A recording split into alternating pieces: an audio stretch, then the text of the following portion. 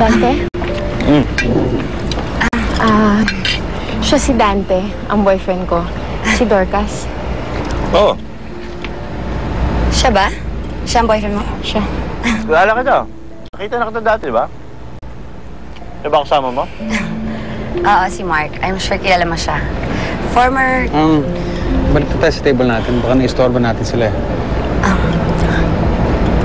Sige. Yo, hindi. Mapulo na kayo, mapu kayo. Huwag kayong mag-alala. Libre ko to. Talaga, Dante? Thank you, ha. Ang swerte naman ni Maita sa boyfriend niya, galante. Pagpasensyaan mo na tong si Dante, talaga mapagbiruto eh. Ano ba nakain mo, ha? Maita, nakita mo na ba yung view? Gusto ko kasing makita eh. Pwede ba akong samahan? Ako na lang sasama sa'yo. Mark, gusto ko kasing makausap din si Maita eh. Girl talk? Please, Maita.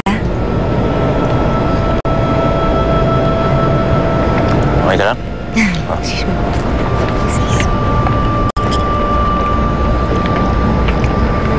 Maupo ka. Thank you. Maita, gusto ko sanang magpasalamat sa ginawa mo. At tatanawin kong malaking utang na loob yung ginawa mong pagpaparaya kay Mark. Huwag ka mag-alala. Aalagaan ko siya ng higit pa sa buhay ko. Sana maging maayos na ang buhay mo, Dorcas. Aaminin ko sa'yo, hindi naging madali ang desisyon na ginawa ko para sa akin. Pero kung yun ang makabubuti para sa ating lahat, tatanggapin ko yun. Titiisin ko. Huwag ka mag-alala. Hindi ko sasayangin ang pagkakataong ito. Sisiguraduhin ko magiging masaya si Mark sa piling ko. Salamat at pinalaya mo siya. Sana maging masaya ka rin para sa amin.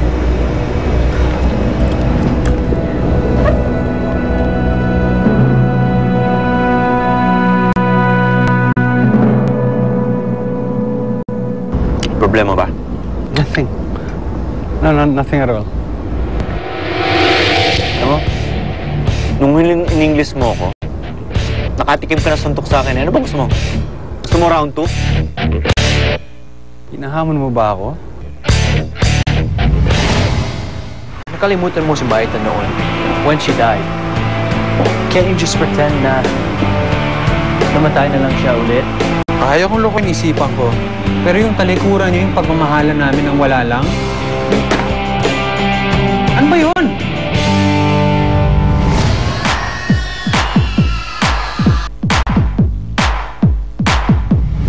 Kailangang manalo ka dun.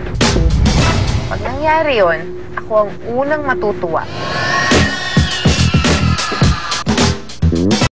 Kung ipapakita ko dyan sa talent na yan, baka mapahiya lang ako. Kailangan may gawin ka para magka-score ka sa mga judges. Hindi naman importante kung anong gagawin mo eh. Basta mapansin ka nila. Anak siya ba?